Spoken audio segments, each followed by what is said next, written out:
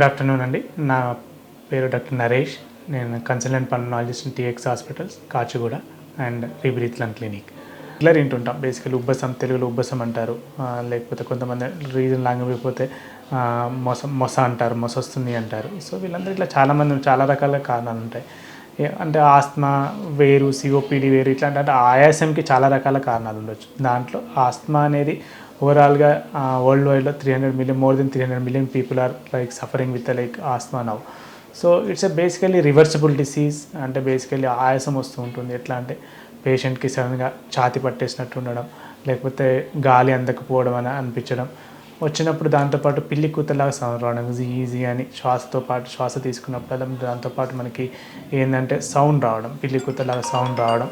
ఇదేంటంటే ఎపిసోడిక్గా ఉంటుంది. అంటే ఒక్కసారి వచ్చి సడన్గా ప్రోగ్రెసివ్గా కాకుండా మనకి ఏంటంటే ఏదైనా చల్లటి వస్తువులు తాకినప్పుడు, చల్లటి గాలి తీసుకున్నప్పుడు, లేకపోతే వాళ్ళకి ఏదైనా పడని వస్తువు తిన్నప్పుడు అట్లా సడన్గా ట్రిగ్గర్ అవుతుంది తప్పించేసేసి అంటే కంటిన్యూస్గా ఉండదు. సో అందుకని దీన్ని ఎపిసోడిక్ బ్రెత్లెస్నెస్ అంటారు. దీనివల్ల ఏంటంటే బేసిక్గా శ్వాస అందకపోవడం అనేది కొన్నిసార్లు ఎంతవరకు ఇబ్బంది వరకు వెళ్ళకపోవచ్చు అంటే శ్వాసనాళాలు ఎక్కువ రియాక్ట్ అయిపోయి మూసుకుపోయే వరకు కూడా రాకపోవచ్చు. నార్మల్గా ఏంటంటే మనకు శ్వాసనాళాలు యూజువల్గా ఎట్లా ఉంటాయంటే మనం తీసుకుంటే శ్వాసనాళాల్లో మామూలుగా ఇంత ఉంటుంది యూజువల్గా. సో యూజువల్గా శ్వాసనాళంలో ఏదైతే మనకు డయామీటర్ ఉంటుందో ఇంత ఉంటుంది. సో నార్మల్గా ఆస్తమా అటాక్ ఏదైనా వచ్చినప్పుడు మనకు ఎలా ఉంటుందంటే యూజువల్గా సో ఇవన్నీ ఎట్లా అంటే మూసుకుపోయి ఇంత చిన్నగా అయిపోతాయి. సో అప్పుడు ఇంత పెద్ద దాంట్లో నుంచి శ్వాస తీసుకోవడం ఎంత ఈజీనో ఇంత తక్కువ డయామీటర్ ఉన్న మనకు శ్వాసనాళ నుంచి తీసుకోవడం కూడా అంత కష్టంగా ఉంటుంది. సో ఇలా మనకేంటంటే ఆ శ్వాసనాళాలు ఎందుకంటే హైపర్ రియాక్టివ్ ఎయిర్వేస్ అయిపోతాయి. అంటే శ్వాసనాళాలు సెక్రీషన్స్ అన్ని సెక్రీట్ అయిపోయి మనకి సో గాలి తీసుకోవడం, మూసుకుపోవడం వల్ల గాలి తీసుకోవడంలో ఇబ్బంది కలుగుతుంది. సో ఇవి చిన్న ఎందుకు అంటే మెయిన్గా అలర్జీ కానీ ఎనీ ట్రిగ్గర్ ఫ్యాక్టర్స్ ఏవైతే ఉన్నాయో, కోల్డ్ కానీ లేకపోతే డస్ట్ కానీ లేకపోతే ఏదైనా వాళ్ళకి పడింది ఏదైనా కావచ్చు. ఈవెన్ లైక్ మనకు పేపర్ డస్ట్ కానీ, హౌస్ డస్ట్ కానీ, లేకపోతే పర్ఫ్యూమ్స్ కానీ, లేకపోతే ఫుడ్ ఐటమ్స్ వాళ్ళకి పడని కానీ, ఏదైనా ఇన్హేలేషన్ బయట నుంచి స్మోక్ కానీ, లేకపోతే ఏదైనా ఫుడ్ ఎలర్జీ ఉంటే ఫుడ్ పడకపోవడం కానీ, డ్రగ్స్ ఉంటే డ్రగ్స్ పడకపోవడం కానీ ఇట్లాంటివి ఉంటాయి. యూజువల్గా ఆస్తమా అనేది మీకు చైల్డ్హుడ్లో స్టార్ట్ అవుతుంది. చైల్డ్హుడ్లో స్టార్ట్ అయిపోయి అంటే చిన్నప్పుడే ఉంటుంది. 10 to 12 years వరకు ఉంటుంది ఫస్ట్ ఎపిసోడ్. తర్వాత మెల్లగా స్లోగా second phenomenon again after 25 years తర్వాత అడల్ట్లో స్టార్ట్ అవుతుంది. అంటే ఓన్లీ ఫస్ట్ నుంచి చిన్నప్పటి నుంచి స్టార్ట్ అయితేనే ఆస్తమా అంటారు, లేకపోతే సెకండ్ హాఫ్లో వస్తే ఆస్తమా అనే కాదు. సో చాలామందిలో చైల్డ్హుడ్లో స్టార్ట్ అవుతుంది, కొంతమందిలో అడల్ట్లో కూడా స్టార్ట్ అయ్యే ఛాన్సెస్ ఉంటాయి. సో అడల్ట్ ఆన్సెట్ ఆస్తమా అని అంటారు. ఆస్తమా అనేది చాలా అంటే చూడడానికి చాలా సింపుల్ డిజైన్ అయినా ఎవరైనా ఉండి పంప్ కొట్టుకుంటే తగ్గిపోతుంది అనేది అనుకున్నా కూడా ఆస్తమాలో చాలా రకాల కారణాలు ఉంటాయి. అటోపిక్ ఆస్తమా అంటారు, అంటే ఎలర్జీ వల్ల వచ్చే ఆస్తమా. కొంతమంది ఎలర్జీ లేకుండా కూడా నాన్ అటోపిక్ ఆస్తమా ఉంటుంది, దానివల్ల ఉంటుంది. తర్వాత కొన్ని మందులకు రెస్పాండ్ అయ్యే ఆస్తమా ఉంటుంది, కొంతమందికి మందులకు రెస్పాండ్ కానీ ఆస్తమా ఉంటుంది, డ్రగ్ రెసిస్టెంట్ ఆస్తమా అంటారు. లేకపోతే ఓన్లీ ఆయాసం ఏం లేకుండా కాఫ్ ఒక్కటే ఉంటుంది యూజువల్గా, వాళ్ళలో కాఫ్ వేరియంట్ ఆస్తమా అంటారు.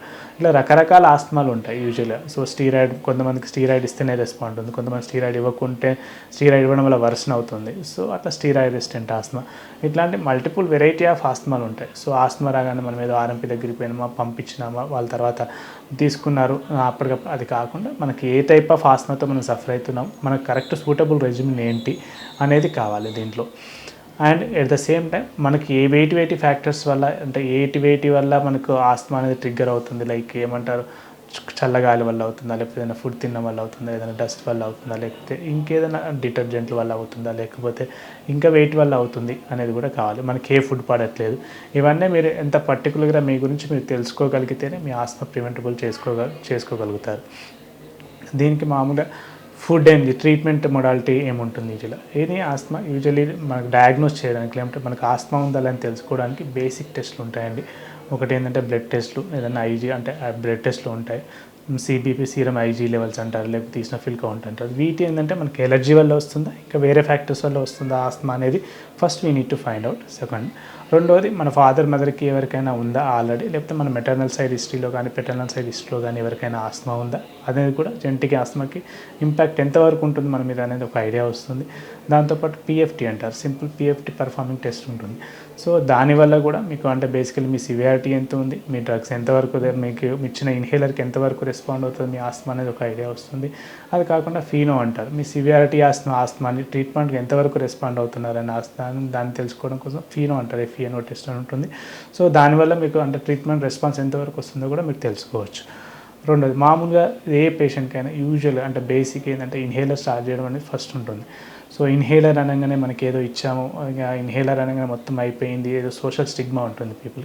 యాక్చువల్గా inhalers are very safe. Inhalers are like ఎట్లా అంటే చాలా మైల్డ్ డోస్, మీకు ట్యాబ్లెట్స్తో కంపేర్ చేసుకుంటే 1000 times 10,000 times మీకు డోస్ తక్కువ ఉంటుంది first of all. And inhaler వల్ల మందు తీసుకోవడం వల్ల అదంతా లోకల్లీ యాక్టింగ్ ఉంటుంది. It's limited to the only lungs. So సిస్టమిక్గా అంటే బేసికలీ బ్లడ్లోకి అబ్జర్వ్ అవ్వడం అనేది చాలా తక్కువ. దానివల్ల సైడ్ ఎఫెక్ట్లు ఏమి ఉండవు. అండ్ షార్ట్ యాక్టింగ్ ఉంటుంది ప్లస్ లాంగ్ యాక్టింగ్ ఉంటుంది. సో ఈ కాలంలో బేసికలీ ఏంటంటే కొన్ని లేటెస్ట్ డ్రగ్స్ ఏవైతే ఉన్నాయో వాటి వల్ల 24 hours యాక్ట్ చేసే డ్రగ్స్ అంటే డైలీ ఒక 2 puffs తీసుకుంటే you can breathe free for the almost next 24 hours వరకు ఉండొచ్చు.